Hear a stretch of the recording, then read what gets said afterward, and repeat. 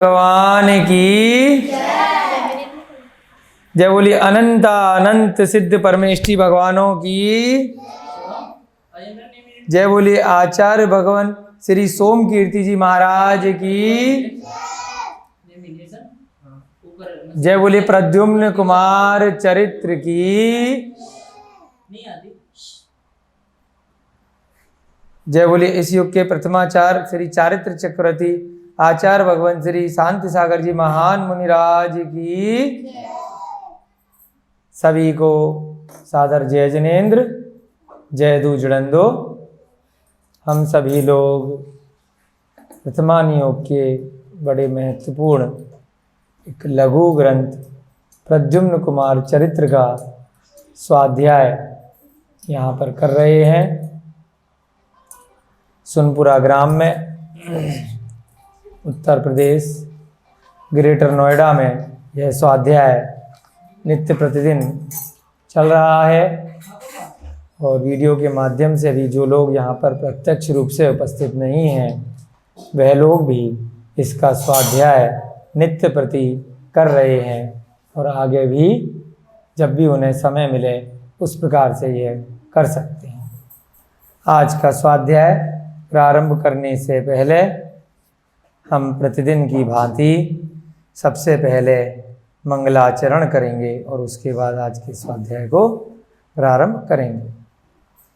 मंगलम भगवान वीरो मंगलम गौतमो गणी मंगलम कुंद कुंदाद्यौ जैन धर्मोस्तु मंगलम। सर्वमंगल्य मांगल्यम सर्वकल्याणकारकं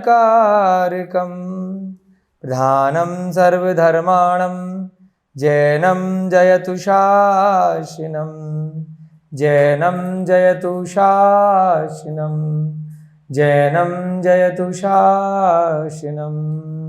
सर्वे श्रोतारः सावधानतया शृण्वन्तु। सभी श्रोतागण सावधान होकर के सुनेंगे तो उसके बाद जो भी कर्ण इंद्रिय के माध्यम से जो भी वचन उनके मन को छुएंगे वह उनकी आत्मा तक भी जाएंगे और धीरे धीरे करके कुछ न कुछ उस आत्मा में परिवर्तन अवश्यम भावी आएगा।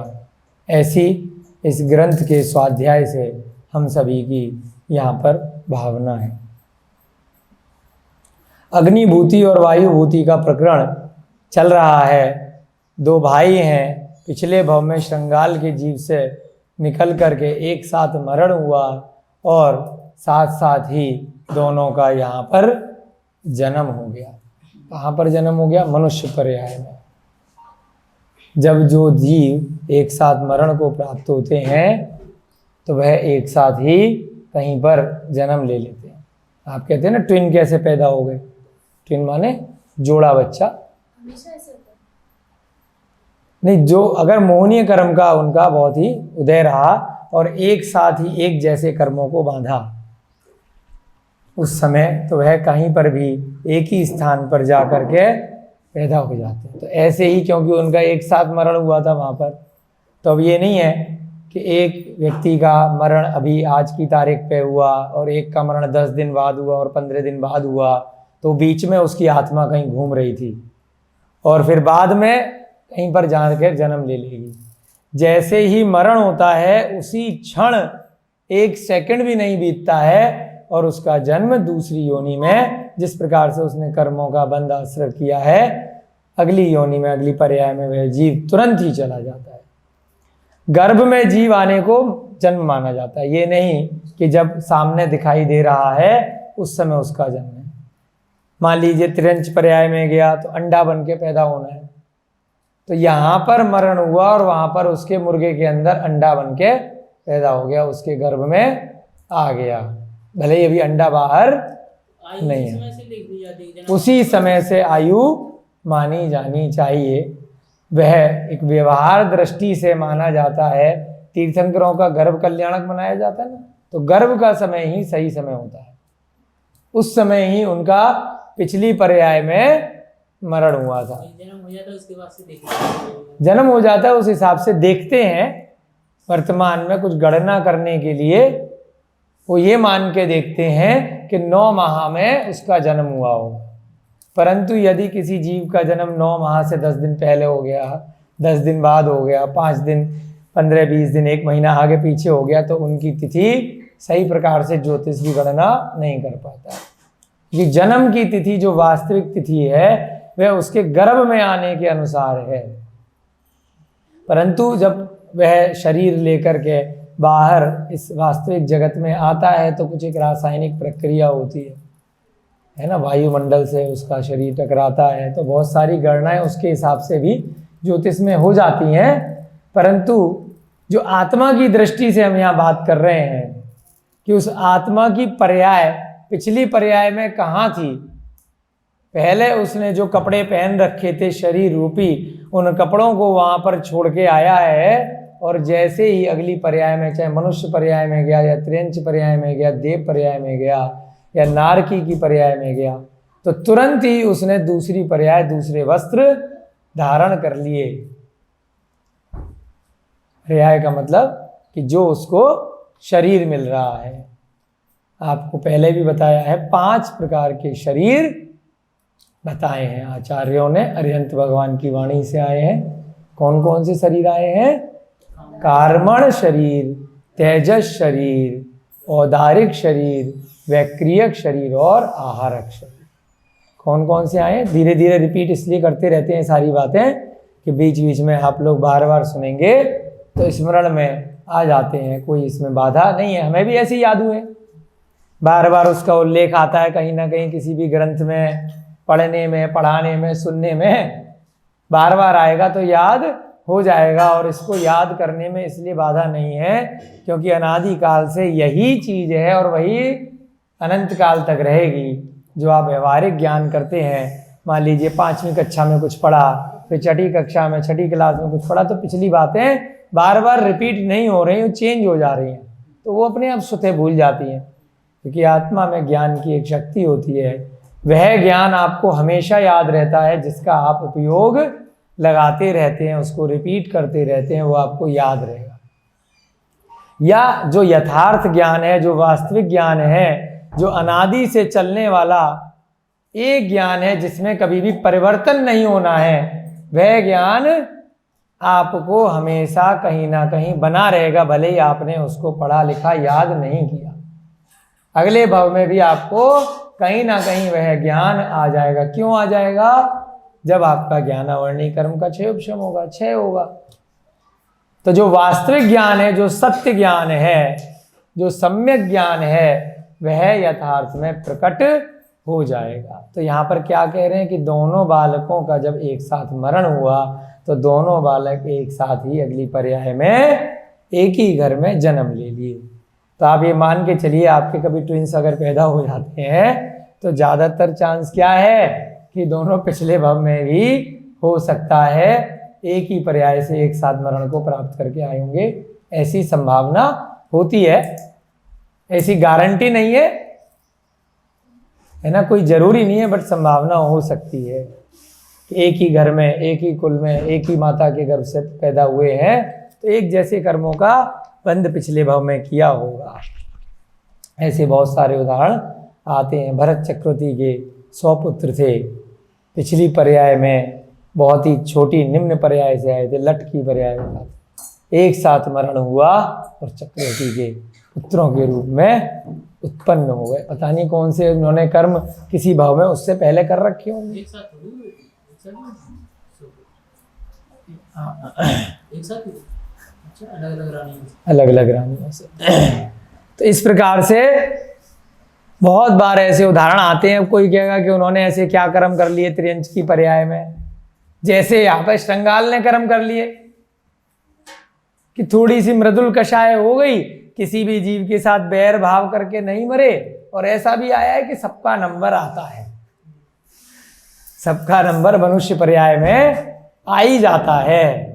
ऐसा नहीं है कि हम लोग पहले कभी मनुष्य नहीं बने होंगे, ये पहली और आखिरी बार नहीं है। आखिरी बार हो सकता है अगर जिन धर्म को बहुत ढंग से आत्मसार कर लिया या इन ग्रंथों का स्वाध्याय कर लिया और आपकी आत्मा को ये ग्रंथ छू गए, अंदर तक अगर झकझोर कर गए, तो हो सकता है ये मनुष्य भव आपका अंतिम मनुष्य भव हो। ये नहीं कह रहे अंतिम भव हो, क्योंकि अभी इस भव से यहाँ पंचम काल में जरूरी नहीं है कि मोक्ष हो जाए। यहाँ पर इस प्रकार से अवसर्पणी काल चल रहा है, तो यहाँ से देव पर्याय में जा सकते हो, ब्रह्म स्वर्ग में जा सकते हो, पंचम स्वर्ग जिसे बोला, और एक भवावतारी होकर के आपका अगले भव में मोक्ष हो सकता है। सर्वार सिद्धि इत्यादि में जा सकते हो, विदेह क्षेत्र जा सकते हो, बहुत सारी संभावनाएं प्रस्तुत हो सकती हैं। निकट भव्य में, निकट भविष्य में आप मोक्ष जा सकते हैं, ठीक है ना। लेकिन उसके लिए क्या करना पड़ेगा?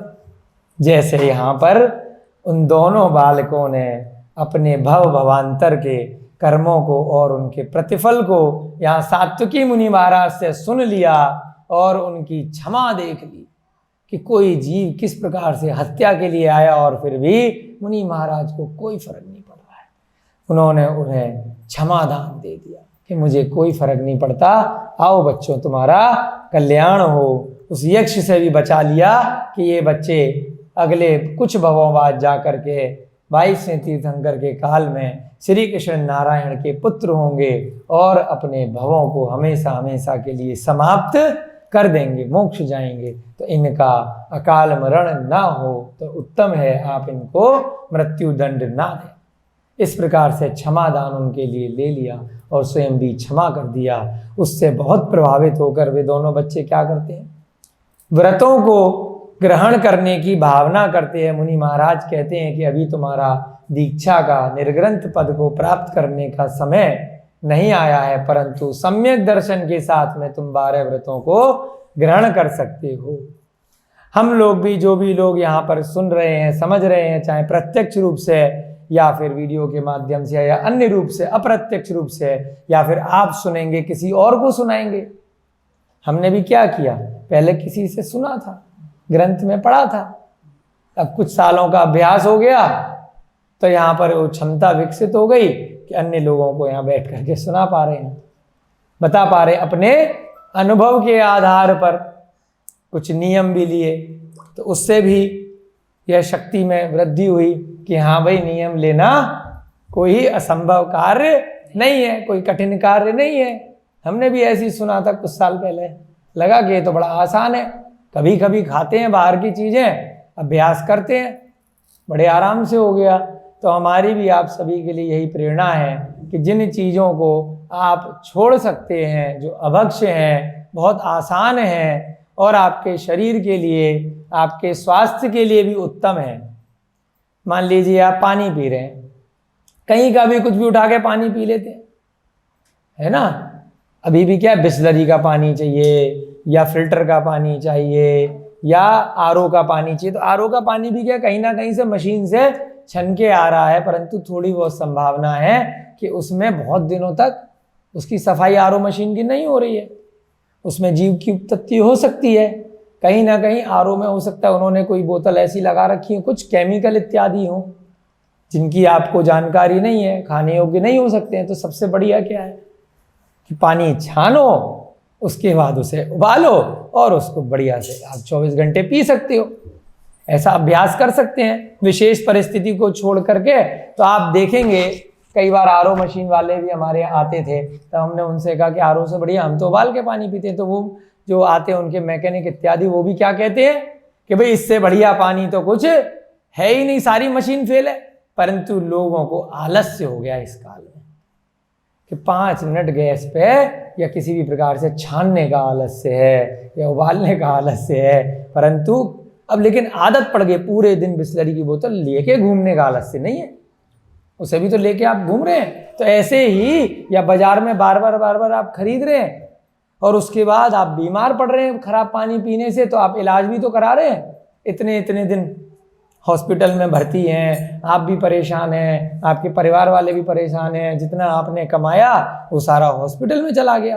करना क्या, छोटा सा अभ्यास, कि छना हुआ पानी, उबला हुआ पानी प्रासुक करके थोड़ी सी लौंग डाल दी, उसका चूरा डाल दिया, सबसे शुद्ध पानी बताया। कितनी भी बड़ी से बड़ी कंपनियां अमेरिका की, भारत की, जापान की आ जाएं, इससे शुद्ध पानी कोई भी नहीं हो सकता। यदि आप इस पानी को पी रहे हैं, उससे खाना बना रहे हैं, तो आपको रोगों की उत्पत्ति होने की संभावना 99.99% कम हो जाती है, क्योंकि उसमें जीव राशि नहीं है जो आपको कौन से वाले जीव जो आपको रोग उत्पन्न कर सकते हैं। तो वही 12 व्रत है जो कल आपको सारांश में बताए। 12 व्रतों की शुरुआत क्या है कि शुद्ध भोजन करना। सबसे पहला अहिंसा। अहिंसा का मतलब किसी भी प्रकार से कृतकार्यत अनुमोदना से, जाने अनजाने में मेरे भोजन इत्यादि में जीव हिंसा ना हो। हाँ, कृतकार्यत अनुमोदना से, तो उसमें अहिंसा। मधु मांस मदिरा का त्याग, रात्रि भोजन का त्याग, कंदमूल इत्यादि का त्याग, पानी का शुद्ध प्रकार से भोजन करना। अब चिप्स खा रहे हैं, बाजार के पैकेट का भोजन कर रहे हैं, शॉर्टकट फास्ट फूड बोला ना, फास्ट फूड यानी कि बहुत फास्ट उसका भोजन बनाने में फास्ट नहीं है वो। अगर आप उसकी प्रक्रिया देखेंगे तो फास्ट फूड बनाने में महीनों लग जाते हैं। जो आपको बर्गर मिलता है ना, रोटी 5 मिनट में बन जाएगी, चावल 2 मिनट में बन जाएंगे, दलिया 3 मिनट में बन जाएगा, बर्गर बनने में 1 महीना लग जाता है ना। वो आपको प्रस्तुत कर रहा है बाहर रोड पे, रेडीमेड 6 महीने पहले का बना हुआ, इसीलिए लग रहा है फास्ट फूड है। पिज्जा बनने में महीना भर लग जाता है। जो बाजार का हमें लगता है ना, चिप्स बनना है या आपकी नमकीन है, बाजार के ब्रेड हैं, पेस्ट्री है, केक है, उसका अगर प्रोसेस अगर आप इंटरनेट यूज करते हैं, आप देखोगे कितनी बड़ी बड़ी फैक्ट्रियां हैं, 1-1, 2-2 महीने, 3-3 महीने का प्रोसेस है, तब जाकर के वो फास्ट फूड आपके सामने आता है। आपको लगता बड़ा फास्ट बन गया, मैगी 2 मिनट में तैयार। उस मैगी को बनने का भी तो प्रोसेस है आप तक पहुंचने का। तो कितने महीनों पहले से उसमें कितनी जीव राशि उत्पन्न हो गई। फिर कहते हैं फूड पॉइजनिंग हो गई, बीमार हो गए, अल्ट्रासाउंड कराना है, गॉल ब्लैडर का ऑपरेशन कराना है ना। आपने करा रखा है ना शायद। और भी कोई बोल रहा था अभी 1-2 दिन पहले ऑफिस में, कोई बोल रहा था गॉल ब्लैडर में पथरी है। हाँ, विशाल जी। हाँ, तो बाहर का खाते हैं। हाँ, ऑफिस के जो विशाल भैया, तो रोज रिफाइंड का खाते हैं। रिफाइंड क्या है? जहर है। ये सब इस अहिंसा इसलिए बता रहे हैं। 12 व्रत की शुरुआत कहां से होती है? शुद्ध भोजन से होती है। आप शुद्ध भोजन करेंगे, आप व्रत भी ले लेंगे और आप बीमार भी नहीं पड़ेंगे। आपका कितना खर्चा बचेगा। हमने जब 5 साल पहले, मेरे ख्याल से कितने साल हो गए मैडम, 2015-16 के आसपास से हमने यही स्वाध्याय किया था, तो धीरे धीरे अभ्यास रूप में बाहर का भोजन छोड़ा। हम स्वयं यहाँ पर प्रत्यक्ष गवाह हैं। हमारे को बहुत रोग थे, है ना, लेकिन खाने में आनंद आता था बाहर का, रेस्टोरेंट का, तो रोज जा करके खाते थे। तरह तरह के रोग हो जाते थे। धीरे धीरे जब डेयरी प्रोडक्ट छोड़े, वीगन डाइट अपनाई, इस अहिंसा व्रत के चक्कर में ही कि उसमें किस प्रकार से गायों पे और बछड़ों पर दूध पदार्थों के लिए हिंसा होती है, हम उससे बच सकते हैं। और जैसे ही अहिंसा के लिए हमने दूध के पदार्थ छोड़े, तो 1 साल के अंदर न जाने कितनी रोग थे, उस सतह ही अपने आप पता नहीं कब दूर हो गए। एसिडिटी की बहुत बड़ी बीमारी थी हमें, 24 आवर। खांसी की बीमारी थी, 24 घंटे, कोई पकड़ में नहीं आती थी बड़े से बड़े डॉक्टरों को। सारी जगह इलाज करा लिया था, दिल्ली से लेके, आगरा से लेके, बड़े से बड़े डॉक्टरों को पकड़ में ही नहीं आती थी, पूरे दिन खांसते थे। तो धीरे धीरे इस अहिंसा के कारण से जब एक डेयरी प्रोडक्ट छोड़े, तो बाहर का 90% खाना छूट गया, क्योंकि बाहर के सारे पदार्थों में पनीर आता है, चीज़ आता है, दूध कहीं ना कहीं से मिक्स होता है, मिठाइयाँ इतनी महीनों पुरानी, पता नहीं कब कब के, छेने की, खोए की, मावा की, कैसे कैसे वो मिठाइयाँ बनती हैं। पता ही नहीं होता है। तो उस कारण से 90% चीज बाहर का जो अभक्ष्य दूध है जानवरों का, उसके कारण से छूट गया। उसके बाद जो बचा कुचा ये चिप्स थे, फिर बिस्किट देख देख के खाने लग गए, किसमें कोई जानवरों का उत्पाद तो नहीं है, कोई चर्बी तो नहीं है, कोई पोर्क सुअर का मांस तो नहीं। आप जितने भी चिप्स खाते हैं आप खोल करके पैकेट में पढ़ लीजिएगा, भले ही आप कितने भी अपने आप को शाकाहारी बोलें, कितना भी आप कोल्ड ड्रिंक पीने वाले आप शाकाहारी बोलें, उसमें सब में जेलेटिन मिलाया जाता है। वो जेलेटिन गाय की हड्डियों से बनता है, स्लॉटर हाउस से आती है, प्रिजर्वेटिव के रूप में उन कोल्ड ड्रिंक के अंदर, उन चिप्स के अंदर, उन पेप्सी के अंदर, उन मैगी के अंदर, उन आपके बाजार के जो कैप्सूल्स आते हैं, दवाइयाँ आती हैं, उन सब में मिलाया जाता है। प्रिजर्वेटिव है जी। हड्डियाँ मिला दी तो अब ज़्यादा दिन तक इसमें जीवों की उत्पत्ति नहीं होगी। अरे हड्डियों की जगह लौंग का पाउडर मिला देते। बहुत सारे दूसरे विकल्प भी तो हैं जो चीज़ को ज़्यादा दिन तक खराब नहीं करेंगे। सेंधा नमक मिला देते।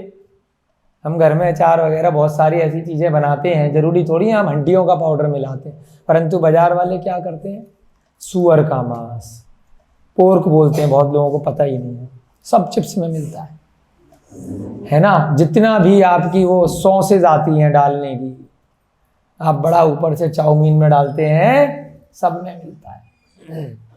तो आप शुद्ध शाकाहारी नहीं बन सकते जब तक आप बाहर के अभक्ष्य पदार्थों का, जो घर में शुद्ध तरीके से नहीं बने हैं, उनका त्याग चाहे धर्म के लिए कर लें और चाहे स्वास्थ्य के लिए कर लें।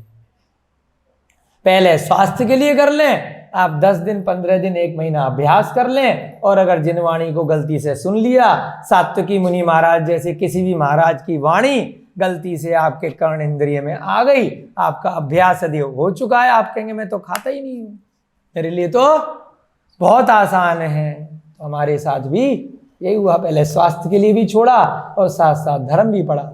तो बहुत प्रतिशत तक रोगों की संभावना, चाहे वो कोरोना जैसे रोग ही क्यों ना हो, आपकी रोग प्रतिरोधक क्षमता, जो इम्यूनिटी पावर है, इतनी अच्छी हो जाएगी, क्योंकि अभक्ष्य पदार्थों से ही वह रोग होते हैं।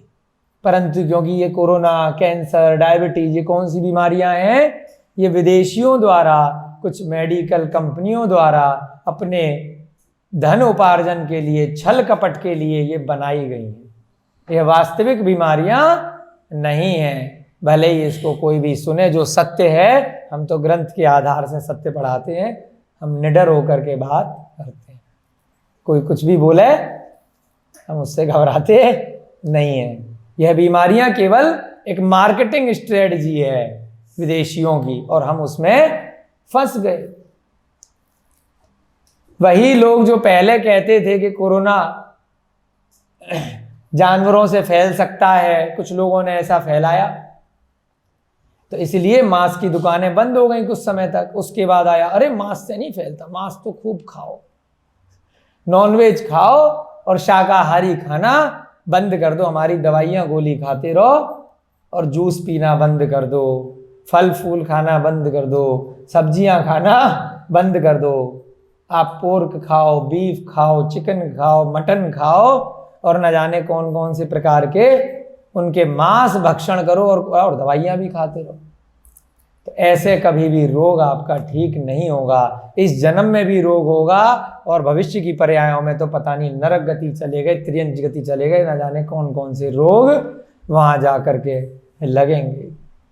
तो इसलिए यहाँ पर सबसे पहले जो शुरुआत करी है 12 व्रतों की, कल चर्चा का समय कम था तो इसलिए बता रहे हैं कि अहिंसा व्रत सबसे महत्वपूर्ण है। अहिंसा का मतलब किसी भी प्रकार से आपके भोजन के माध्यम से, आपके शरीर के मेकअप के माध्यम से, आपके मनोरंजन के माध्यम से, आपके वस्त्र के माध्यम से, आपकी औषधि के माध्यम से, अन्य किसी भी प्रकार से आपको पशु हिंसा कदापि नहीं करनी है। मेकअप में भैया ने प्रश्न किया, इतनी ज्यादा पशु हिंसा है विश्व में, ये तो खुद ही कंपनियों वाले कहते हैं, हम नहीं कह रहे। जितना भी जो सांख्यिकी आती है, स्टेटिस्टिक्स आती है भारत सरकार की, या विश्व की जितनी भी सरकारें हैं जो गणना करती हैं और जो वर्तमान में पूरे विश्व में प्रस्तुत करती हैं, वो कहती हैं कि प्रतिदिन जितने चिकन, जितनी मछली, जितने गाय बकरे इत्यादि भोजन के लिए ही नहीं मरते, उससे 10 लाख या करोड़ गुना ज्यादा पशु पक्षी आपके कॉस्मेटिक के लिए मरते हैं, आपके मेकअप के लिए मरते हैं। अरबों खरबों की संख्या में एक एक कंपनी परीक्षण के लिए, एनिमल टेस्टिंग जिसे कहते हैं, हमने भी उसका कोर्स किया है, CPCA के मेंबर बनने का, बल्लभगढ़ से, भारतीय पशु कल्याण मंत्रालय है, एनिमल बोर्ड ऑफ इंडिया। तो हमने 1 हफ्ते की वहाँ पे ट्रेनिंग ली है। तो हमने देखा है किस प्रकार से सफ़ेद चूहे पैदा किए जाते हैं और गिनी पिग जो सफ़ेद छोटे छोटे खरगोश होते हैं पक्षी अस्पताल में आपने देखे होंगे, ये सारे परीक्षण के लिए पैदा किए जाते हैं। आपकी नेल पॉलिश, लिपस्टिक, आपके का जो आँखों में क्या लगाती है मैडम, एयरलाइन, आपके क्रीम पाउडर और इतने तरह तरह के आपके बॉडी, आपका जो ये साबुन, शैम्पू, इन बॉडी वॉश, तो इनमें जो बेसिक मटेरियल यूज़ किया जाता है, चाहे वो किसी भी कंपनी का हो, हिंदुस्तान लीवर का हो या किसी भी कंपनी का, लक्स इत्यादि, हजारों कंपनियां मार्केट में हैं विश्व में, उनका जो बेसिक मटेरियल है, जो ठोस मटेरियल है, वो टोटल चर्बी होता है। उसमें तमाम तरह के परफ्यूम इत्यादि डाल दिए जाते हैं। तो हम लोग चर्बी से नहाते हैं और हम झाग उत्पन्न करके अपने आप को बड़ा प्रसन्न चित्त समझते हैं, वाह फ्रेश हो गए, फ्रेशनेस आ गई। चर्बी की वजह से झाग आता है। हाँ, वो चर्बी होती है जानवरों की। चाहे हम बर्तन धोने में भी, हमने दीदी को कई बार बोला है कि राख का प्रयोग करें, सबसे शुद्ध है। मिट्टी से बर्तन धो लें, मिट्टी से नहा लें, ऐसे डुबकी लगा के खाली जल से नहा लें, वो ज़्यादा अच्छा है ऐसे साबुनों से नहाने की बजाय या बर्तन धोने की बजाय, क्योंकि मांस लगा रहे हैं उन बर्तनों पे, चर्बी लगा रहे हैं गाय भैंसों की। आप अगर हमारी बात पे विश्वास नहीं करते हैं, आजकल जितनी भी लिस्टेड कंपनियां हैं उनकी बैलेंस शीट, एनुअल रिपोर्ट बनती है, जो पढ़े लिखे लोग हैं उसको पढ़ सकते हैं कि उनका सबसे ज़्यादा जो मेजर खर्चा होता है उस स्लॉटर हाउस की चर्बी खरीदने पे होता है। भैया क्यों खरीद रहे हो? साबुन की कंपनी हो, शैम्पू की कंपनी हो, क्यों खरीद रहे हो उन सामानों को? अंग्रेजी में नाम तरह तरह से उसके केमिकल नेम लिख देते हैं, परंतु सारे की सारा उनका मेन मटेरियल वही है और टेस्टिंग कराई जाती है। तो कृत कारित अनुमोदना से जैसे जैसे आपको पता चल गया और आप देखेंगे कि आपके स्किन के रोग सारे ठीक हो गए, जैसे ही आपने उस लक्ष्य का या उस हमाम या जो रेक्सोना 50, अब तो नई नई कंपनियां आ गई हैं, उनका साबुन लगाना आप बंद कर दीजिए 1 हफ्ते के लिए, आपको खुजली बंद हो जाएगी, आपको चर्म रोग ठीक हो जाएंगे मिट्टी से नहाने से, मुल्तानी से नहाने से, जिसको हम फ्री का समझ के यूज नहीं करते थे। अब 50-50 हज़ार रुपए, 1-1 लाख रुपए नेचुरोपैथी के हॉस्पिटल में देते हैं और वहां पर मड थेरेपी कराते हैं। हमारे रोहतास जी ने भी यहाँ पर प्रारंभ करी है, तो लोगों के फोन आ रहे हैं 1 लाख रुपया ले लो, हमें मड थेरेपी करके दे दो। मिट्टी लगाने के लिए अब लोगों ने पैसा कमा लिया ना, रोग हो गए। वो फ्री में मिट्टी मिल रही थी तब उससे नहीं नहा रहे थे, पहले हाथ मिट्टी से धो देते थे, अब किससे धोते हैं? सैनिटाइजर, एल्कोहल से हाथ धोएंगे, शराब से, जिसमें लिख के कह रहे हैं कि 80% एल्कोहल है, शराब है, मधुमास मदिरा, ऐसी शराब से हाथ धो रहे हैं। 24 घंटे शराब अगर डायरेक्ट नहीं भी पी रहे तो सैनिटाइजर के माध्यम से पी रहे हैं। कई लोग हमने देखे खाने पे सैनिटाइजर लगा रहे हैं, कोरोना नहीं हो जाए, वो आ रही मशीनें। क्यों? क्योंकि कंपनियां हैं, व्यापार कर रही हैं। तो इन 12 व्रतों को अगर गलती से धर्म के लिए भी ग्रहण कर लोगे तो आचार्य महाराज कहते हैं, हम भी उन्हीं की वाणी से यहाँ पे अपने अनुभव के आधार पर कह सकते हैं कि किसी भी प्रकार का रोग हो, इन 12 प्रकार के व्रतों को 12 दिन ग्रहण करके देख लो गलती से, तो उसके बाद क्या होगा? बस आप स्वयं जैसे आत्म अनुभूति कर सकते हो। एक विपस्सना नाम का कोर्स चलता है, हो सकता है आपने बहुत लोगों ने सुना हो। वो क्या कराते हैं? हमारे बहुत मित्र जाते हैं, जैन अजैन हर तरह के, 10 दिन के लिए मात्र मौन करके अपने सेंटर में भर्ती करा देते हैं, शुद्ध भोजन खिलाते हैं, शुद्ध शाकाहारी ध्यान में बिठा देते हैं। ऐसे ही जैसे स्वाध्याय यहाँ चल रहा है, उनका कैसेट के माध्यम से, वीडियो के माध्यम से या अन्य आचार्यों के माध्यम से उनका स्वाध्याय नित्य प्रतिदिन 10 दिन चलता है। ठीक है, उसके बाद वो कहते हैं सारे रोग 10 दिन में दूर हो गए, चमत्कार हो गया। क्या हो गया भाई, ऐसा क्या कर दिया? इतने बड़े बड़े रोग कैसे दूर हो गए? मानसिक रोग हैं या फिर आपके शारीरिक रोग हैं, सारे रोग 10 दिन में दूर करके आ जाते हैं। इसी कारण से धर्म के स्वाध्याय से भले ही जिनवाणी नहीं दी जा रही, लेकिन कुछ ना कुछ वहां पर बुद्ध की वाणी, जिन की वाणी और अन्य अन्य जगह से गोयंका जी ने कई सारी चीजें उसमें मिक्स करी हुई है। अलग अलग धर्म ग्रंथों से अच्छी अच्छी बातें निकाल करके अपना एक कोर्स विपस्सिना का उन्होंने बनाया है। तो उसमें जो सांसारिक लोग हैं उनकी बहुत सारी सांसारिक जो इच्छाएं हैं, जो दुख हैं, वो दूर हो जाते हैं। तो इसलिए यहां पर हम क्या कह रहे हैं कि इन 12 व्रतों को गलती से आप ग्रहण करके तो देखो, और अगर सम्यक दर्शन के साथ ग्रहण कर लिए तो उस विपස්සना को भी भूल जाओगे, उस आर्ट ऑफ लिविंग को भी भूल जाओगे। उन सदगुरु जी के भी जो आश्रम चल रहे हैं और विश्व में ऐसे बहुत सारे आपको आर्ट ऑफ लिविंग वाले जो जीवन जीने की कला, जो आपके व्यवहारिक, आपके सांसारिक, आपके दुखों को दूर करने के शिविर चल रहे हैं। आप इस संसार से परे आर्ट ऑफ डेथ भी सीख जाओगे। आज सुबह भैया जी बहुत अच्छा भजन सुना रहे थे, आर्ट ऑफ डेथ हमें याद आ गई। आर्ट ऑफ लिविंग तो आपने सुना होगा ना, रविशंकर जी का, और बहुत जगह चलता है। जिन धर्म क्या कहता है? आर्ट ऑफ डेथ, मृत्यु जीने, मृत्यु की कला, मरने की कला, मृत्यु का महोत्सव। बाकी संसार के जितने भी धर्म हैं, जितने भी दर्शन हैं, आपको जीने की कला सिखाएंगे। इस जीवन में कैसे राजी खुशी प्रसन्न चित्त जिया जाए। ये क्या है? LIC है, जीने के साथ भी और मरने के साथ भी, है ना। ये LIC है जो यहाँ पर स्वाध्याय कराया जा रहा है, लाइफ इंश्योरेंस कॉर्पोरेशन, है ना। अभी तो आपको पता नहीं, मिलेगा ही मिलेगा। जो ये 12 व्रतों को ग्रहण कर लेगा, LIC में से भी और अच्छा है। LIC में क्या है, आप प्रीमियम देते रहोगे। अगर आप प्रीमियम की 20 साल की किस्तें पूरी करने के साथ जिंदा रहे तो आपको पैसा मिल जाएगा, नहीं तो आपके बीवी बच्चों को मिलेगा। यहां पे क्या है, और एक कदम आगे, आपको भरना नहीं है, आपको प्रीमियम के साथ में तुरंत आनंद मिल रहा है। आपने प्रीमियम क्या दिया? अहिंसा, झूठ, चोरी, जो अहिंसा, झूठ, चोरी, कुशील, परिग्रह का त्याग किया, अभक्ष पदार्थों का त्याग किया, परिग्रह, प्रमाण, व्रत किए जो कल बताए थे, अनर्थ दंड का, छोटी छोटी बातें।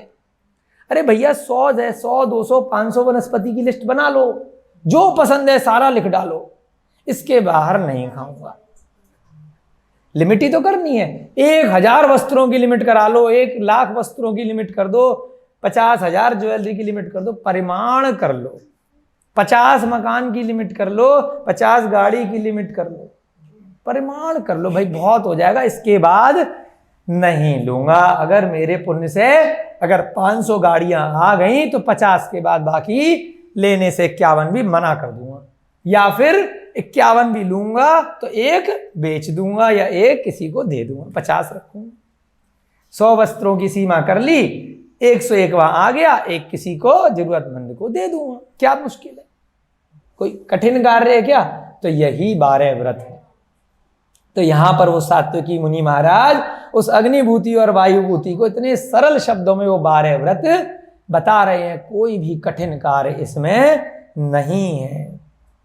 10 धर्मों को बताया, जो 10 लक्षण धर्म के 10 धर्म है, वो भी कल आपने सुने। 6 कर्म गृहस्थ के बताए कि भाई अपना आप रुपया पैसा कमाएंगे, इतनी सब व्यापार में छल कपट करेंगे, तो उसमें से थोड़ा समय निकालकर देव पूजा, गुरु उपासना, स्वाध्याय, संयम, तप एवं दान भी नित्य प्रतिदिन करते रहना। जो भी आपको धन संपत्ति मिले उसमें से सत पात्रों को दान देते रहना। ऐसे पात्रों को दान मत देना कि आपका पैसे से जाके ले और शराब पी ले, इंजेक्शन ड्रग्स लगा ले, है ना, आपकी इंसुलिन दूर हो जाएगी भैया जी, सुन रहे हैं ना। 100%, 100% बात सत्य है। आप 12 दिन अभ्यास करके देखिए, ज्यादा नहीं है। इंसुलिन सदा सदा के लिए भूल जाएंगे। डॉक्टर इत्यादि यहाँ जो भी आयुर्वेद के चलते हैं वो तो बहुत बाद की बात है। आहार चिकित्सा ये जैन धर्म से ही निकली है, चाहे उसको आप न्यूट्रिशन थेरेपिस्ट बोलें या आप नेचुरोपैथी के डॉक्टर बोलें या आप फूड डाइटिशियन बोलें, कुछ भी बोलें, वो सब यही है। रात्रि भोजन नहीं करना, आपका खाना पचाने के लिए आपको समय मिल गया, फूड का डाइजेशन अच्छा हो जाएगा, योग इत्यादि ये सब स्वाध्याय हो जाएगा, सब इसी के प्रकार हैं। चलिए आगे बढ़ते हैं, बहुत ज़्यादा हो गया, लेकिन बताना इसलिए जरूरी था कि यहाँ पर जिन भी लोगों की इन 12 व्रतों को ग्रहण करने की प्रेरणा है वो कहीं ना कहीं कोशिश करें कि हम बाजार के जो भी रेडीमेड फूड प्रोडक्ट्स पैकेट वाले हम खाते हैं उनका यथासंभव त्याग नहीं कर सकते तो कम करने का प्रयास करें, है ना। जितना कम कर सके तो उतना न आपको धर्म में भी वृद्धि होगी और उतने ही आप खुद ही देखेंगे कि किस प्रकार से आपके रोग हैं, आपके कुछ भी रोग होंगे शरीर के, वो धीरे धीरे करके बहुत जल्दी ठीक हो जाएंगे। मुनिराज द्वारा धर्म का स्वरूप सुनकर अग्निभूति एवं वायुभूति दोनों द्विज पुत्रों ने अपने माता पिता के साथ गृहस्थ धर्म स्वीकार कर लिया, जिसकी हम अभी यहाँ पर प्रेरणा दे रहे थे। माता पिता अग्निला और सोम शर्मा और दोनों बच्चे वायुभूति और अग्निभूति अभी घर में ही व्रती बन करके रहने लग गए, प्रतिमाओं के व्रत धारण कर लिए। उन्हें जिन भाषित सम्यक प्राप्त कर अतीव हर्ष हुआ। अब सम्यक दर्शन की प्राप्ति हो गई, मिथ्यात्व से छूट गए, जो प्रसन्नता उन्हें हुई वही प्रसन्नता यहाँ सुनकर भी हम लोगों को हो रही है कि वाह, उनकी अनुमोदना करने से भी बड़ा पुण्य हमें मिल रहा है। यहाँ पर पढ़कर सुनकर भले ही हम साक्षात में वहां पर नहीं थे, सम्यक दर्शन की अनुमोदना से भी बहुत पुण्य मिलता है। कहीं पर कोई दीक्षा इत्यादि हो रही होती है तो आपने देखा होगा कितनी भीड़ जाती है अनुमोदना करने के लिए कि कभी हमारी भी हो जाए। और कुछ लोग जैसे यहाँ पर सात्विकी मुनि महाराज का कौतूहलवश तमाशा देखने गए थे तो उनको ज्यादा पुण्य, उनको भी कुछ ना कुछ कृत कारित का मिल जाएगा। पहुंचे तो सही, क्या पता कौतूहलवश पहुंच गए और वैराग्य की प्राप्ति हो गई। तो उस भीड़ में ऐसे बहुत सारे लोग पहुंच जाते हैं। बहुत सारी माताएं अपने पुत्र पुत्री परिवार के लोगों को ले जाती हैं कि चलो दिखाते हैं तमाशा कि वहाँ दीक्षाएं हो रही हैं, वहाँ पर गृहस्थ धर्म दिया जा रहा है, वहाँ पर आचार्य महाराज के, किसी साधु के, किसी श्रावक के, किसी विद्वान के प्रवचन हो रहे हैं, चलो चलते हैं। क्या पता माता के वैराग्य के भाव नहीं बने और पुत्र पुत्री का करंट लग गया, हिल गया दिमाग, अरे ये क्या हो रहा है। माता उसके बाद क्या बच्चे को रोक रही है। ऐसे उदाहरण आते हैं कि अच्छा मैं तेरे को लेके गया ही, मैं तो घर में ही हूं और तू दीक्षा लेने की जिद कर रहा है, तू यहीं रहने की जिद कर रहा है। तो उसकी अनुमोदना करनी चाहिए, कभी भी उसको रोकना नहीं चाहिए। आपके घर में यदि कोई जीव व्रत लेने के लिए प्रेरित है अपने पुण्य कर्म के उदय से, अपने पिछले भवों के किसी निमित्त से, किसी पुण्य से, तो उसके उस कर्म में अंतराय अवरोधक उत्पन्न नहीं करना चाहिए। यदि धर्म मार्ग पे बढ़ने में किसी को आपने अवरोध किया, अंतराय किया, तो भविष्य में यदि आपका ऐसा निमित्त बन गया, आपको वैराग्य की प्राप्ति होने का निमित्त बना, तो कोई आके आपको रोकेगा। फिर आप कहोगे क्यों रोक रहा है, मुझे मेरा कल्याण करना है, मुझे संसार में नहीं रहना है। तुम्हें रहना है तुम रहो, चाहे मेरी माता हो, पिता हो, भाई बंधु हो, तुम्हें रहना है रहो, मुझे नहीं रहना है। लेकिन वो क्या करेंगे, पकड़ के बिठा लेंगे, जैसे भरत को कैकई ने बिठाया था। ध्यान है ना आपको पद्म पुराण का उदाहरण। भरत वैराग्य लेने के लिए, दीक्षा लेने के लिए जा रहे थे, जो राम के भाई थे, परंतु कैकई को पुत्र से मोह था कि दशरथ भी दीक्षा लेने के लिए जा रहे हैं और पीछे पीछे मेरा पुत्र भी दीक्षा लेने के लिए जा रहा है, ना पति रहेगा ना पुत्र रहेगा, तो मैं किसके आश्रय से रहूंगी। तो गेम खेला। कैकई कोई बुरी नहीं थी, उसको केवल मोह था अपने पुत्र से।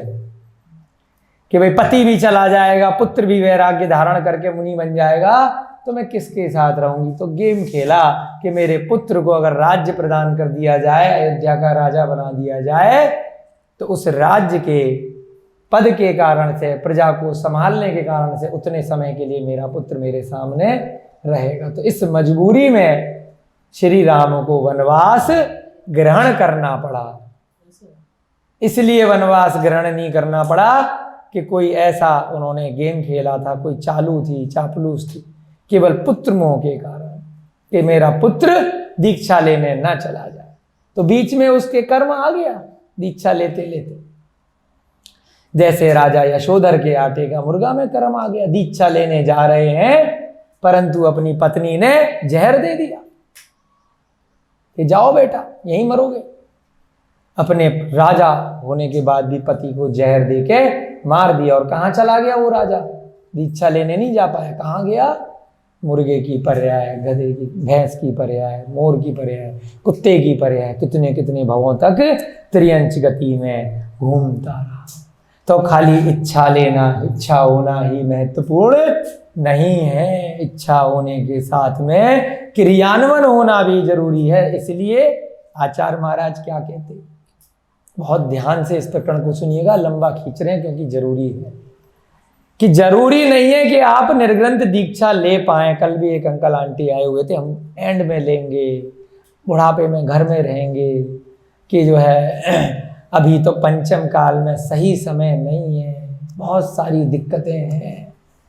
अरे कोई दिक्कत नहीं है, नहीं ले सकते दीक्षा, कोई बात नहीं। सोम शर्मा अग्निभूति वायुभूति की तरह खाली बाजार के खाने का ही त्याग कर दो, हो गया सम्यक दर्शन, गारंटी टिकट हो गई, एक सीढ़ी आगे बढ़ गए। इन 12 व्रतों में सबसे महत्वपूर्ण व्रत है जो आज बता रहे हैं, संलेखना व्रत। 12 व्रत के साथ में आपके एक टिकट साथ में चलेगी। जैसे ही कोई जीव ये 12 व्रत गृहस्थ के ग्रहण करेगा, तो कौन सा व्रत ग्रहण करेगा कि उसकी संलेखना होनी गारंटेड है, उसका समाधि मरण होना जरूरी है। वह हॉस्पिटल में जाकर के कोमा में वेंटिलेटर पे नहीं मरेगा, ये गारंटी इसके साथ में लिखा है कि 12 व्रत लेगा तो उसके घर वालों को, परिवार वालों को पता होगा कि ये व्रती बन के मरा है। तो या तो अंत समय में यदि उसकी दीक्षा नहीं भी हो पाई, उस जीवन में तो अंत में दीक्षा हो जाएगी, क्षुल्लक बन जाएगा, क्षुल्लिका बन जाएगा या मुनि बन जाएगा।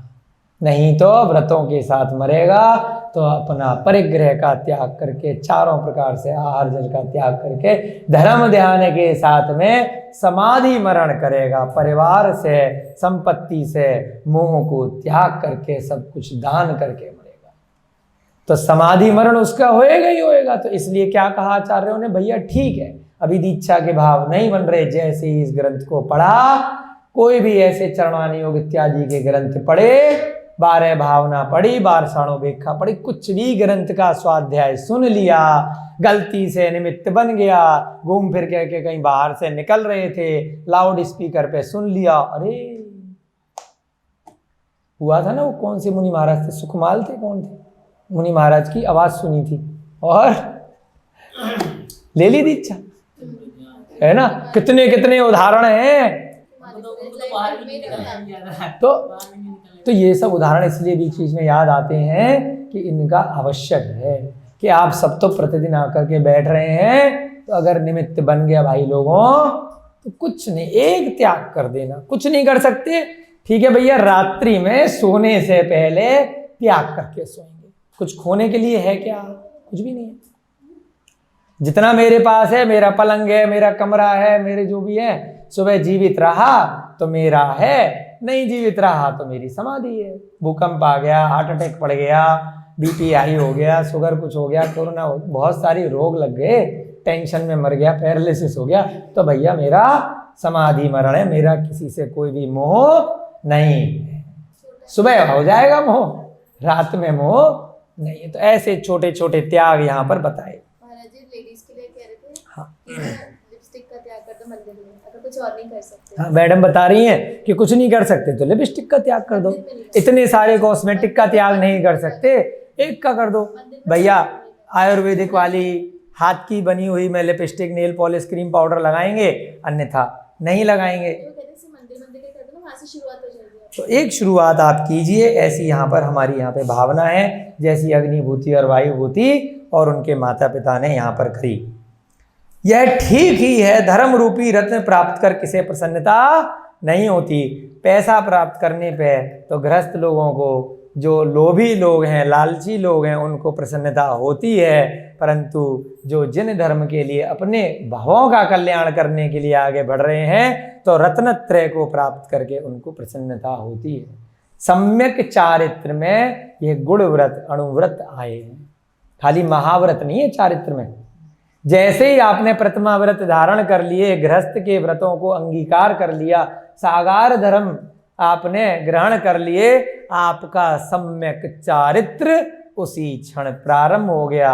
अन्य जीवों को प्रति समय जितने अनंतानंत जो आपके कर्मों की निर्जरा होती है, उससे असंख्यात गुना ज्यादा पूर्व भवों के कर्मों की निर्जरा, जो पाप कर्म आपने पूर्व भवों में करे हैं, वो व्रत लेते ही आपके कटने प्रारंभ हो जाते हैं। निर्जरा होनी, समाप्ति होनी प्रारंभ हो जाती है। और फिर आप देखिए कैसे आपको संपत्ति भी प्राप्त होगी, सुख भी प्राप्त होगा, लेकिन आपको उनका लोभ नहीं रहेगा, क्योंकि आपने इसलिए व्रत नहीं लिए कि मुझे और मिले हैं, छप्पर फाड़ के मिलता रहे, क्योंकि आपकी इच्छाएं खत्म हुई हैं। आपने अंदर से व्रत लिए हैं, आपने लोक के लिए, दिखावे के लिए व्रत नहीं लिए हैं कि मेरा सम्मान हो, मैं बड़े स्टेज पर जा कर के बैठूं, मुझे बहुत मंच माला इत्यादि की प्राप्ति हो, मुझे प्रधानमंत्री, मुख्यमंत्री, राष्ट्रपति या नगर का अध्यक्ष या राजा का पद या मंत्री का पद या पुरोहित इत्यादि का पद प्राप्त हो, या यहाँ पर अगर संस्था में देखें तो मैनेजर बन जाऊं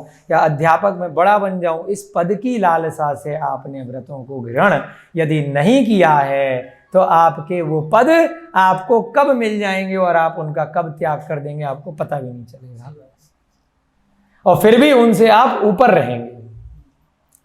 जो ऋषि मुनि इत्यादि होते हैं, उनकी भी आकर के राजा महाराजा वंदना करते हैं। यहाँ पर देखा ना, सात्विकी मुनि महाराज की वंदना करने कौन आया?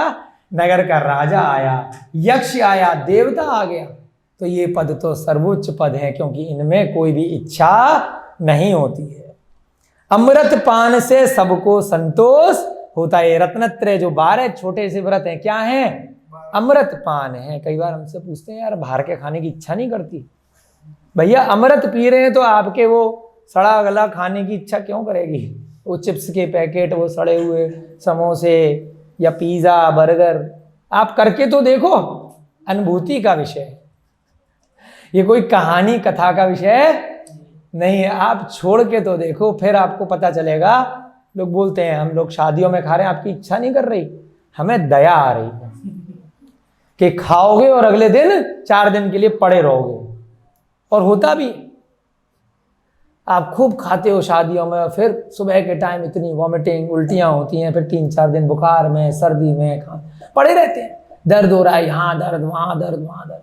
हमें तो दया आती है उन लोगों पे जो इतना माल खा खा के शादियों का सड़ा हुआ दिखने में अच्छा लगता है, और बड़े प्रसन्न हो रहे होते हैं कि 100 आइटम खा लिए आज तो 1 घंटे के अंदर, इतने सारे स्टॉल खा लिए। सबसे ज्यादा मुर्गा। तो जो यहाँ पे शब्द लिखा है, हमारा शब्द नहीं है। अमृत पान से सबको संतोष होता है। ये व्रत लेना अमृत के समान है।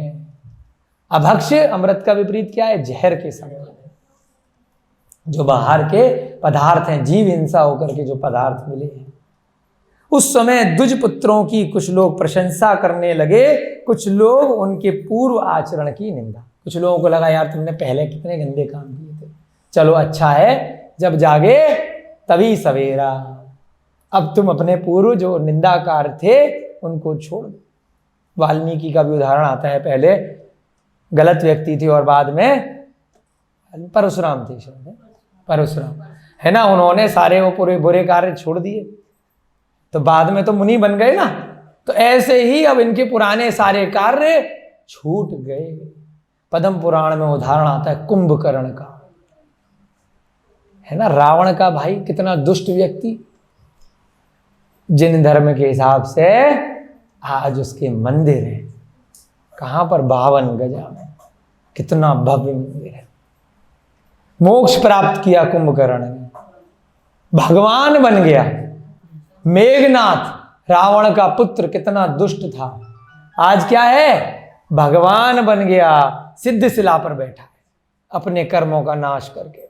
और कुछ लोग अनजाने में जला देते हैं। एक मोक्षकामी जीव के रावण के साथ में पुतले बना करके, अरे वो जो चला गया तो चला गया। आप अपने लिए कितने नरक के गड्ढे खोद रहे हो। जो भी अपने कौन सा दशहरा पर रावण, मेघनाथ और कुंभकर्ण के पुतले जलाते हैं, अनुमोदना स्वरूप अपनी नरक की त्रियंच गति की टिकट कंफर्म कर रहे हैं। रावण अगले भव से तीर्थंकर बनने वाला है। क्या बनने वाला है? तीर्थंकर। भगवान जैसे हम यहाँ स्वयं नृत्य करते हैं ना पूरे दिन बैठ के, ऐसा वो रावण का जीव आज भले ही नरक में है, अगले भव में तीर्थंकर बनेगा, इसी भरत क्षेत्र से, इसी आर्यखंड से। और हम क्या कर रहे हैं? उसके पुतले बना बना करके यहां पर क्यों जीवन दान दे दिया? कि कितने भवों बाद 12वें तीर्थंकर के काल से 22वें तीर्थंकर में दोनों पुत्र मोक्ष जाएंगे, तो उनको जीवन दान दे दिया। भैया छोड़ो, मोक्षगामी है, क्यों पंगे ले रहे हो? और हम रावण के, और मेघनाथ और कुंभकर्ण तो भगवान बन चुके, वो तो मोक्ष चले गए। उनके लिए अपन क्या कर रहे हैं? दूसरे भाव में गए होंगे। उसी भव से मोक्ष गए। वही कुंभकर्ण, वही मेघनाथ, दीक्षा ग्रहण कर ली वहीं पर, उसी भव से मोक्ष चले गए, अपने पापों का नाश करके। रावण घमंड में पड़ा रहा कि मैं क्यों माफी मांगू, और युद्ध में मर गया, चला गया नरक गलत कार्यों से। परंतु यहां क्या कह रहे हैं? कितने सारे उदाहरण हैं कि कोई भी जीव अगर गलत कार्य कर रहा है तो आप उसका वध मत करो, पता नहीं अगले भव में मोक्ष जाने वाला हो। अपने लिए क्यों नरक और त्रियंच का बंद कर रहे हो? क्षमा कर दो। अपने हाथों से किसी को सजा मत दो, उसके कर्म स्वयं उसे सजा देंगे। छोड़ दो उसके कर्मों के हाल पर, क्यों शस्त्र उठाते हो? बहुत अच्छे उदाहरण दिए यहां पर। अपने कर्मों से स्वयं क्षमा मांगेगा, स्वयं उदय में आएंगे किसी ना किसी रूप में। आगे बढ़ करके कभी भी ऐसे कार्य मत करो। तुम कौन हो? तुम भगवान हो क्या? भगवान भी क्षमादान दे देते हैं, सिद्ध शिला पे जाके बैठे हैं। भगवान भी कभी भी किसी भी जीव को सजा नहीं देते। कुछ मतों में देवों का आया है कि वो सजा दे रहे हैं। अरे क्यों चक्रों में पड़ रहे हो? कर्मों को देखो, उनके भी कर्म उन देवों के भी उदय में भविष्य में आ जाएंगे, तो उन्हें भी उस कष्ट देने का फल मिलेगा। आप मत ऐसे कार्य करो। क्या कह रहे हैं मुनि? कुछ लोगों ने पूर्व आचरण की निंदा करी, लेकिन कुछ लोगों ने उनके गृहस्थ धर्म के अंगीकार करने की, वाह क्या बात है, क्या उन्होंने अच्छा कार्य किया है। अब तो ये अगले भव में भगवान बनेंगे। जिनेंद्र भगवान के चरणों में तथा जिन धर्म में लीन हो वे सुख से रहने लगे, अपने प्रति छठ आवश्यक करने लगे। कहाँ वेदों को पढ़ के लोगों को बलि इत्यादि की प्रेरणा देते थे, और कहाँ नित्य प्रति भगवान की, सिद्धों की भक्ति, मुनि महाराजों की भक्ति, आहार इत्यादि, अपनी आत्मा में लीन रहना, अहिंसा के साथ रहना, बाहर की अभक्ष पदार्थों का त्याग कर देना, अपनी एक सीमित सीमा में रहना, आनंद के साथ में रहने लगे। जिन चैत्यालयों में आयोजित धर्मोत्सवों एवं गुरु वंदना में दोनों द्विज पुत्रों को अग्रगण्य स्थान प्राप्त हुआ। अब क्या हो गए? विद्वान बन गए, अच्छे विद्वान बन गए। पहले दिखावे के थे, अब जब व्रत ले लिए तो स्वतः से विद्वान बन गए, अंतरात्मा से विद्वान बन गए, तो अग्रगण्य हो गए, अब आगे बढ़ गए जिन धर्म की प्रभावना में। किंतु फिर किंतु परंतु आ गया। उनके माता पिता मिथ्यात्व परिणति के प्रभाव से फिर से जैन धर्म से उदासीन हो गए। संसार का चक्र है, बार बार बार बार घूम के आता है। माता पिता ने वहां पर झटके से देखा, क्षणिक उनको वैराग्य हुआ, बूंद जल की बूंद के समान। अरे सारे ले रहे हैं, बच्चे हमारे दोनों ले रहे हैं, चलो हम भी ले लेते हैं, देख लेते हैं। परंतु अंतरात्मा से उनको लंबा वैराग्य, छायक वैराग्य लंबे समय तक नहीं था, क्षणिक था। कुछ समय बाद क्या हुआ, माता पिता फिर विमुख हो गए। अरे यार कुछ नहीं रखा, इतने त्याग टेंशन लेके न कुछ समोसा खा पा रहे, न कचौड़ी खा पा रहे, न बर्गर खा पा रहे, न पिज्जा खा पा रहे, किन चक्करों में पड़ गए। न शादी ब्याह में जा पा रहे, न खा पा रहे, न रसगुल्ले खा पा रहे। तो माता पिता फिर से विमुख हो गए। अब भैया दोबारा चले जाओगे तो फिर, तभी तो संसार गोल गोल घूम रहा है अनादिकाल से 84 लाख योनि। नहीं तो एक बार मिल गया और सीधे सारे ऊपर चले गए तो फिर संसार तो खत्म हो जाएगा ना, गोल गोल तो घुमाना है ना। नरक से तिर्यंच, तिर्यंच से देव, देव से मनुष्य, घूमते तो रहेंगे। 84 लाख तो योनि है और अनंता अनंत जीव हैं। ऐसे कैसे खत्म हो जाएगा संसार? खत्म होने वाला कदापि नहीं है। एक दिन उन्होंने पुत्रों को बुला करके कहा, अब बच्चों को बुलाया, पुत्रों देखो वेद मार्ग के विपरीत जैन धर्म का पालन करना अनुचित है। बड़ा कठिन लग रहा है हमारे लिए, है ना। वहां पर तो हम कहीं पर भी जा करके खा पी सकते थे, लोग हमें बुलाते थे, भंडारा कराते थे, खिलाते पिलाते थे, रात्रि भोजन का भी कोई त्याग नहीं था, अभक्ष का भी कोई त्याग नहीं था, मधुमांस मदिरा का भी त्याग नहीं था। बहुत सारी ऐसी चीजें थी जिनको हम खा पी सकते थे।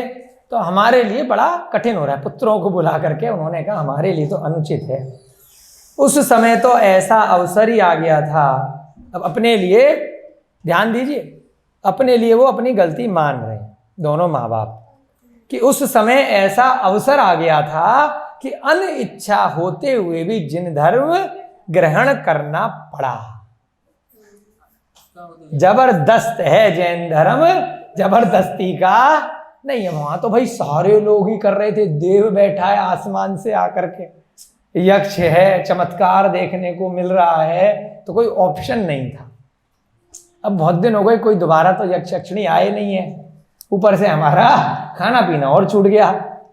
तो उस समय अपनी गलती मान रहे हैं कि अनिच्छा होते हुए भी जैन धर्म ग्रहण करना पड़ा था, परंतु अब तो कार्य सिद्ध हो गया है। हमारी इच्छा थी तुम्हारी जान बच जाए, तभी तो हम वहां सर पटकने के लिए गए थे कि हमारे बच्चों को जीवित छोड़ दो। अब हमारा कार्य सिद्ध हो गया, तुम दोनों जीवित बच के आ गए। अब जैन धर्म के पालन करने की हमें आवश्यकता नहीं, हमसे नहीं हो पा रहा है ना। वो दो तरह के लोग हैं ना, जिसने अमृत समझ के उसका पान कर लिया उसके लिए तो अमृत है, जिसको जबरदस्ती मुंह में ठूंस दिया गया वो कहेगा यार क्या जहर है, कहाँ फंस गए, कहाँ चक्कर में पड़ गए यार, अपन से नहीं हो रहा, इतना टेंशन है।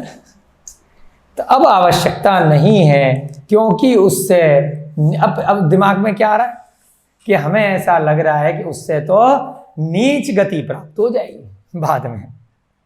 जबकि सारा धर्म सुन करके आ गए हैं, सब चीज प्रत्यक्ष देख गए, लेकिन मिथ्यात्व कर्म का उदय पिछले भवों का चला आ रहा था, छूट नहीं रहा है। आचार्य शांति सागर महाराज चारित्रकृति ग्रंथ में पंडित सुवेरु चंद्र दिवाकर जी ने कहा है, कितने करुणा भाव से आचार्य शांति सागर महाराज कहते हैं कि अनादिकाल से ये मिथ्यात्व कर्म जो है वो पीछा नहीं छोड़ रहा है। सारे की सारे त्रियंचों को, सारे नारकियों को, और देव में भी बहुत सारे सम्यक दृष्टि के विपरीत और मनुष्य गति में न जाने कितने असंख्यात जीव मिथ्यात्व कर्म के उदय से ही पहले गुण स्थान में पड़े हुए हैं, उससे ऊपर आज तक नहीं गए। 14 गुण स्थान होते हैं, पहला गुण स्थान मिथ्यात्व।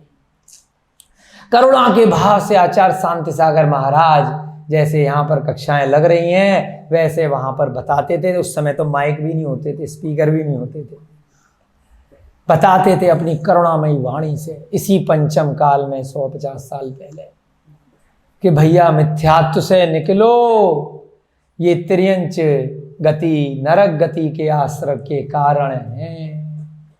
सच्चे देवसास गुरु की आराधना करो, उनको मानो, आत्मा को समझो, चतुर्गतियों के दुखों को समझो, किस प्रकार से ये दुख मिले हैं, ये पर्याय मिली है। परंतु फिर बार बार उदय आ जाता है, जैसा इन दोनों को आ गया। उनके सोच में क्या आ गया कि भैया इसको छोड़ करके वापस हर तरह से लूटो खाओ मौज लो की प्रवृत्ति अपनाएंगे तो नीच गति नहीं मिलेगी, यहाँ तो बहुत दुख है, यहाँ तो हमें नीच गति प्राप्त हो जाएगी।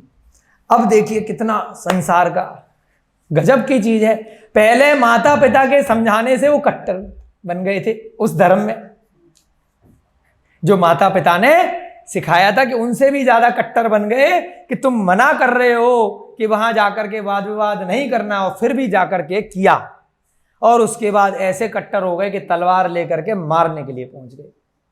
अब यहां क्या हो रहा है, गेम देखिए संसार का। अब माता पिता के बहुत समझाने पर भी अग्निभूति और वायुभूति पर उनके परामर्श का कुछ प्रभाव नहीं पड़ा। अब वो दोनों कट्टर हो गए कि हमने तो अपना लिया, हमने तो साक्षात देखा है भैया, पत्थर हम बने थे, लकड़ी हम बने थे, हमने देख लिया, हमारा क्या हश्र हुआ। तुमने तो सामने से पिक्चर देखी थी, तो उनको तो खुद से कट्टर विश्वास, अपनी आत्मानुभूति हो गई ना, कि जिंदगी भर वहां पत्थर बने रहे, खड़े रहते। कह रहे भैया तुम्हें जो करना, माता पिता को कह रहे हैं कि हमें कुछ फर्क नहीं पड़ रहा। अग्निभूति और वायुभूति कहते हैं कि आपकी मिथ्यात्व की ओर इतनी प्रवृत्ति हो गई है, अब हम क्या करें। परंतु क्या हुआ, पुत्र थे, करुणा आ गई अपने माता पिता से कि भाई इनका कल्याण कैसे हो, ये मेरे माता पिता क्यों गलत जगह जा रहे हैं, फिर जाकर के त्रियंच में पशु पक्षी बन जाएंगे, इनका हमारे ऊपर कितना उपकार है, इन्होंने हमें बड़ा किया, खिलाया पिलाया। तो थोड़ा उन दोनों का चित्त कुछ समय के लिए बेचैन हो गया कि हमारे माता पिता क्यों निम्न गति में जाने के लिए तत्पर हैं। हाथ में आया हुआ रत्नत्रय, हाथ में आया हुआ कोयल, जो कोहिनूर है, उसको कोयले की तरह भस्म कर रहे हैं। ये लाइन प्राकृत में एक युक्ति आई थी कि जो जिन धर्म से विमुख हो जाते हैं, सुनने के बाद, जानने के बाद, पढ़ने के बाद, ग्रहण करने के बाद, तो उनके लिए आया कि जैसे कि कोहिनूर हाथ में आ गया और कोयला समझ के उसको अंगीठी में भस्म कर दिया, सुहा कर दिया, पहचाना ही नहीं। तो ऐसे उन दोनों का हस्र हो रहा है। तो उस उपकार के कारण से उन बच्चों के मन में करुणा आ रही है, वे सोचने लगे कि अब इनका क्या किया जाए। दया आ रही है उन बच्चों को, किन पर, अपने माता पिता पे, क्योंकि उनको दिख रहा है कि ये मेरे माता पिता अगली गति में कहाँ चले जाएंगे, फिर त्रियंच चले जाएंगे, फिर मक्खी मच्छर बन जाएंगे। तो क्या कह रहे हैं, हमारे माता पिता की प्रवृत्ति मिथ्यात्व की ओर लग गई है, पर उन्होंने स्वयं संतोष धारण कर गृहस्थों के 12 व्रत एवं सम्यक्त का पालन किया। अब समझाने का प्रयास किया, नहीं मान रहे भैया, कोई बात नहीं, है ना। कई बार बहुत सारे मुनि महाराज अपने घर वालों को समझा के ले आते हैं, सफल हो जाते हैं, कई के नहीं मानते। कई उदाहरण है, आचार्य विद्यासागर महाराज जी ने भी शायद अपने माता पिता दिलवाई, किनको, श्रीमती जी अमलप्पा, है ना, हाँ। तो विराग सागर महाराज जी के पिता से हम गृहस्थ जीवन के मिले थे, इतने शांत स्वभावी, अपने पिता की समाधि मरण करवाया, दीक्षा दिलवाकर, इतने दिन संग में रहे, है ना। बहुत सारे ऐसे, ज्ञानमती माता जी ने भी कथा सुनाई थी। तो बहुत सारे उदाहरण ऐसे आते हैं, प्रमुख सागर महाराज जी बता रहे थे। तो दीक्षा दे रहे अपने माता पिता को, माता पिता शिष्य बन जाते हैं।